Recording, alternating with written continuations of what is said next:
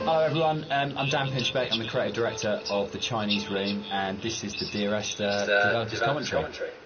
Hi.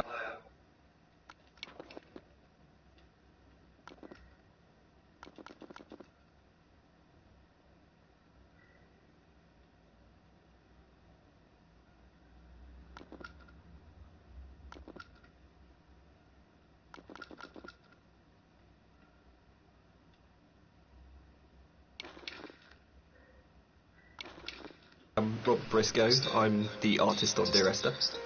And I'm Jessica Curry, and I was the composer on the game. So what you're looking at today is a remake of a mod. Dear Esther started off in 2007 as a Half-Life 2 mod that did really, really well in the modding community, which was fantastic, and as a result of that attracted the attention of Rob, who worked as the primary developer on a Source remake of the game that was released in 2012. And this year is another remake where it's been updated for a cross-platform release, and we wanted to add in this developer's commentary just to give you a bit more of an insight into some of the ideas behind the game as it came together.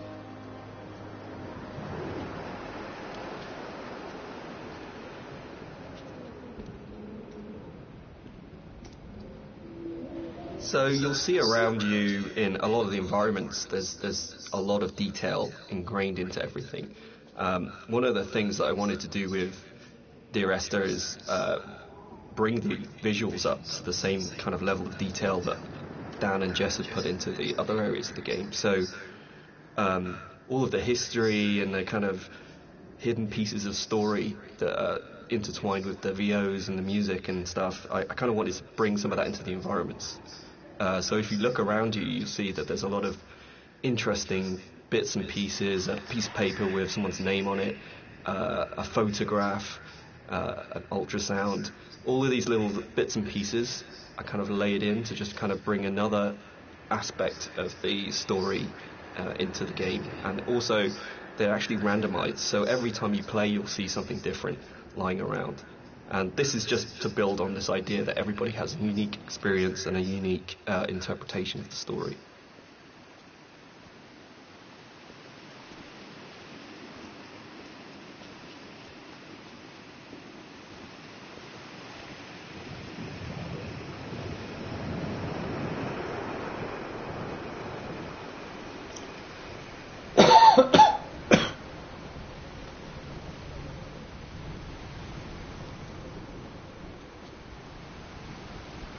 Part of the point about the whole game, I think, was this idea that rather than having a linear, straight-through version of the story, that we could have multiple story units for each place you were. And I was really interested in this idea of how you can open up that space that people can interpret. So I loved the idea that you could have two people that had played this game and then would have a conversation about it, and one of them would say, oh, what did you think about when this happened? And the other person would be like, well, that didn't happen for me. I had a completely different event happen or a completely different story happen. And it kind of feels very gamey in that way, that actually one of the things I love about writing for games is that you hand over so... When I wrote the music for the mod of Dear Esther, there was absolutely no budget whatsoever for live players, so all the music was sampled. But one of the good things about that is it actually forced me to be quite creative about how I wrote the music. So with my background in sound art, I wanted to use samples in a different way. Everything about Esther, for me, is a dream. The landscape is not an island, it's the dream of an island. The music is like music that you wake up because you've heard in your sleep, but you're not conscious of hearing it. And the language in the story was supposed to be like that as well. It didn't matter the sense it made, it was more about the kind of the shapes it created, if that makes sense. So that the words would kind of were like being in water, like listening to something underwater. It'd be this very dreamlike, symbolic, poetic thing. And it always had frustrated me in games with game writing. This has really changed quite a lot. So people have asked why the Dear Esther is set on a Hebridean island. What's really interesting about this is it's one of those times when your kind of aspirations as an artist and the practical realities kind of dovetail. We knew that we had to have some way of limiting the player from disappearing off the play space, and when we made the original, it was a mod, and because it was a Half-Life 2 mod, you kind of had Eastern European city, spaceship, or blasted, desolate landscape. You had 3 options if you didn't want to start making any other assets. So it started off with these practical constraints. We don't want to set it on a spaceship, we don't want to set it in an Eastern European city, so it's got to be on this kind of like this desolate landscape. And we want to limit the player, so an island seems like a natural choice. And it's really interesting how you start.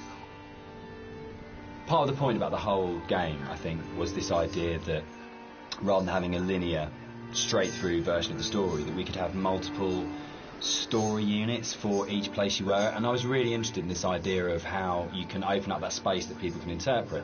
So I loved the idea that you could have 2 people that had played this game and then would have a conversation about it, and one of them would say, oh, what did you think about when this happened? And the other person would be like, well, that didn't happen for me. I had a completely different event happen or a completely different story happen. And it kind of feels very gamey in that way, that actually one of the things I love about writing for games is that you hand over so much control to the player that it becomes their story, and that's really, really important rather than trying to force them.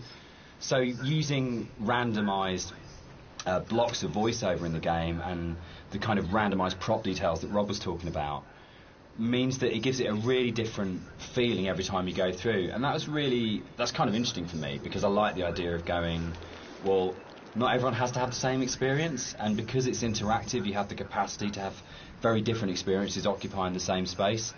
So yeah, but balancing all that then becomes an absolute nightmare. I think it's nice though, because everybody gets a personal experience. Like, I love reading the forums and seeing how people come and they sort of tell their story and what they interpreted of it, and then you see other people discussing what they thought of it.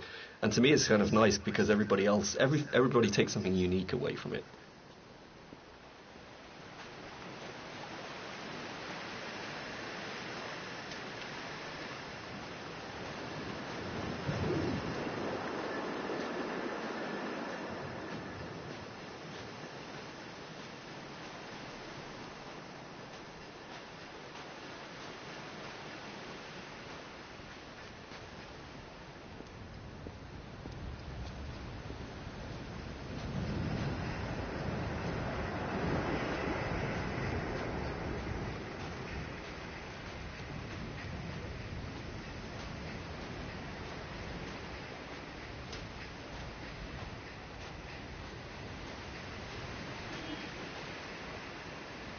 This symbol on the beach, which is the golden ratio, it's one of the only things that's really left explicitly from the mod. In the original mod, there was an awful lot of more kind of symbols and kind of a much more kind of mystical, sort of magical element to the island. There was a lot of very weird stuff in there, and a lot of them came out of the commercial version because they felt like they were a little bit explicit. And instead, there's a lot more hidden kind of codes and symbols in there.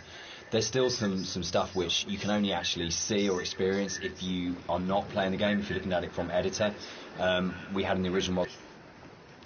So something I wanted to do as an artist was create some kind of reward for the player when they explore the island. There are some areas of the game where it's a little bit more quieter, there's no music or there's no voiceovers. So I kind of wanted to create a bit of an incentive for people to explore. And you'll find around the island these kind of like random scattered items that are usually slightly out of place from the environment themselves, but in another aspect they actually bring a little bit of story to the island itself, usually to the island or to the actual protagonists or the characters that surround it. So you'll find that around the island these little props and stuff. Just keep your eye out for it if you're exploring.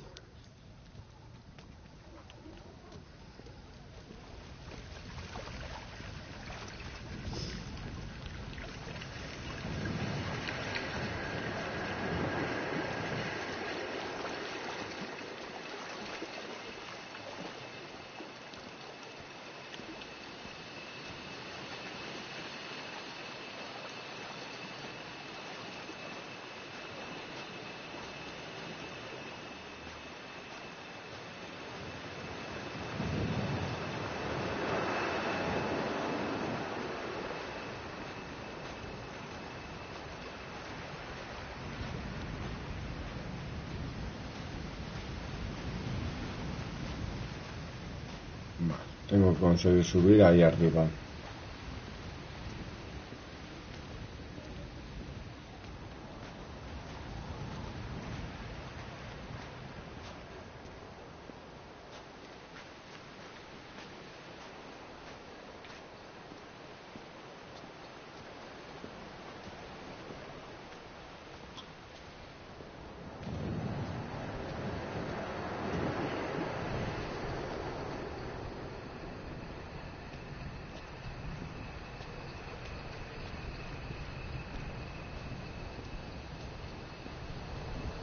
So people have asked why the Dear Esther's set on a Hebridean island. What's really interesting about this is it's one of those times when your kind of aspirations as an artist and the practical realities kind of dovetail. We knew that we had to have some way of limiting the player from disappearing off the play space, and when we made the original, it was a mod, because it was a Half-Life 2 mod, you kind of had Eastern European city, spaceship, or blasted, desolate landscape. We had 3 options if you didn't want to start making any other assets. So it started off with... One of the things you're always trying to do as a composer is create memorable themes. And a slight confession is that probably the most memorable theme, which is Remember in Dear Esther, wasn't actually created for the game. Rob's looking shocked. So it was actually from a piece of choral music that I'd written years before, based on a Christina Rossetti poem called Remember. And one of the things I was talking about earlier was how I didn't have any budget. So I had this piece of choral music, and I thought, hang on, this is absolutely perfect for Esther. But I don't want to use all of it. So the only bit that you actually get in the game is the first line of the choral piece of music. But that actually... White Lines. Yeah. They actually did this. It was really cool. I found this historical document. They used to do this on Boré and the Hebrides. If their disease broke out, they'd actually chip out and expose the chalk. So if you're on a boat and you were coming to the island, you know not to land because it was infectious, which is the coolest, most amazing... It's one of those things where you go, it's almost impossible as a writer to come up with something as cool as that. It just has to be something that was actually done. And it's so sad as well. And I love this bit and the fact that we can do it because it feels really real because it references a real thing. And I don't know, there's something really special about that. But it was always one of those bits in the game that I thought, we've got to be able to represent this somehow. We have to be able to get these things in here. Yeah, I mean, that's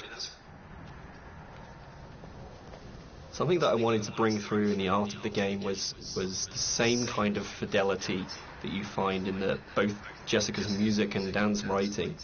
In the same kind of way that you have all of these little details, these very close attentions to detail that kind of really bring richness to the story. And something that was missing in the original mod version was just this lack of a visual layer of story. And something that I did... There's a scene in Donnie Darko where Drew Barrymore's playing his English teacher, and she talks about cellador as being the most beautiful word in the English language, and about it's the sound of the words together. And Dear Esther actually comes from the introduction to From a Faith No More song, the Crab song on the first album, Introduce Yourself. And there's a point where, I think it's Chuck at that point as the vocalist before Mike Patton, just says, Dear Esther. And it really lodged with me because the sound Dear Esther just has a really amazing sound to it. And I think when we started making it, and the idea of it being this series of letters to someone came through, it just came straight back out of going, Sí. That's just a really beautiful sounding combination of words. And I think that really... One of the things that's been most commented on with the audio and the music in Dear Esther is how sparse it is. And that was a really deliberate tactic. I wanted to leave room for the player to think and to dream and to wonder and to put their own interpretation into what was happening.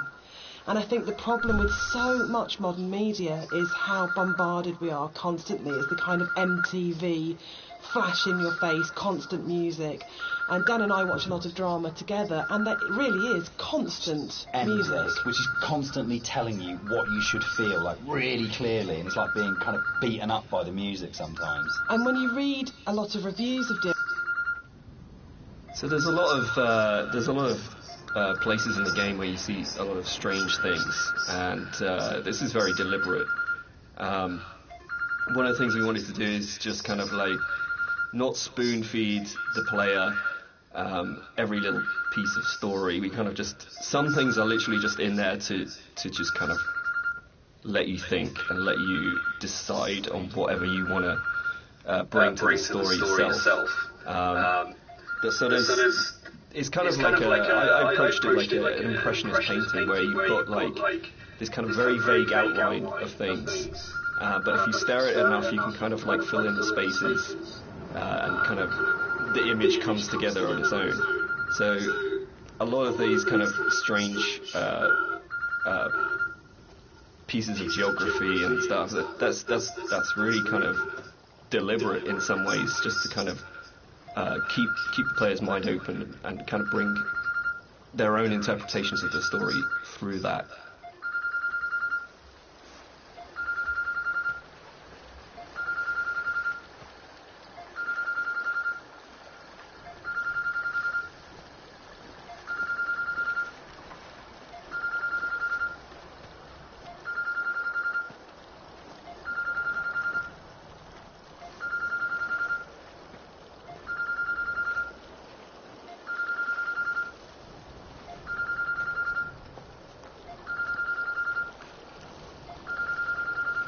One of the things that's been most commented on with the audio and the music in Dear Esther is how sparse it is.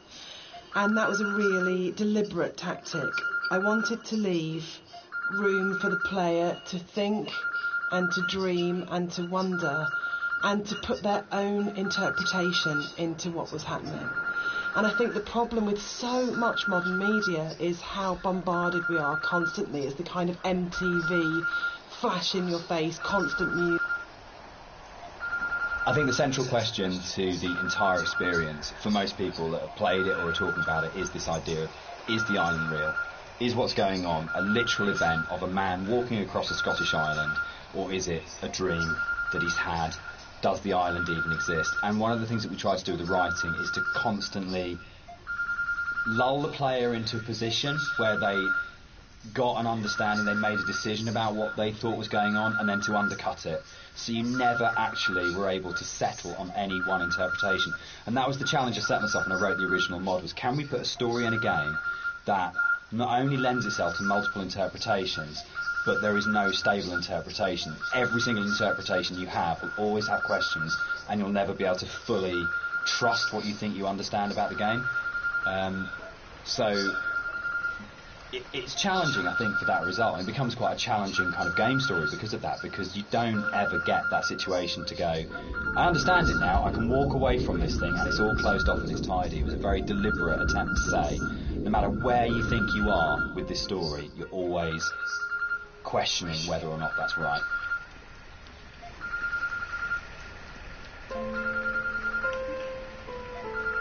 I think the central question to the entire experience, for most people that have played it or are talking about it, is this idea of, is the island real?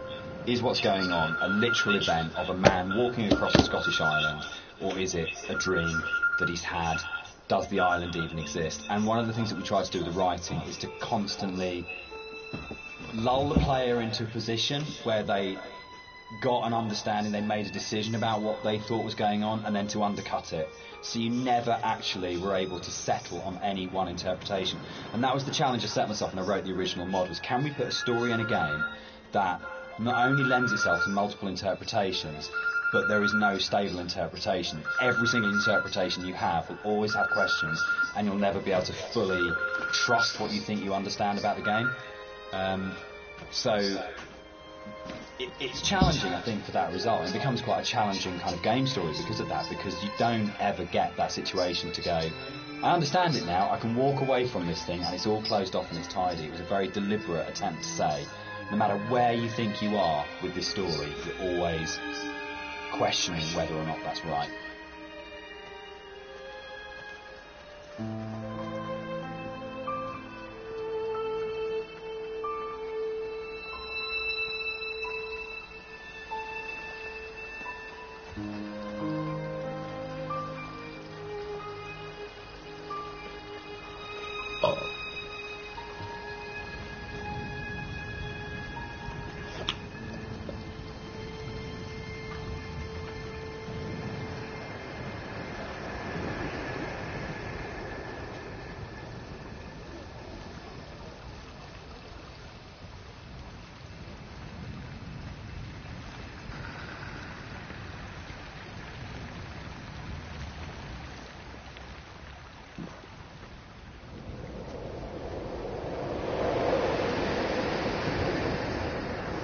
Es de andar y andar y andar por el paisaje, por lo que parece ser.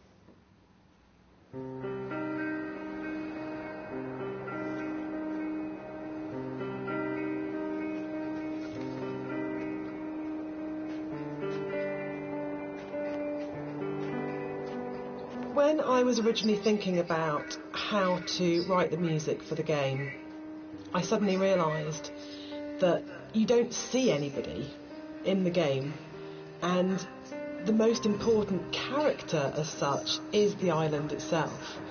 So one of the things that I did with the music was to write the island.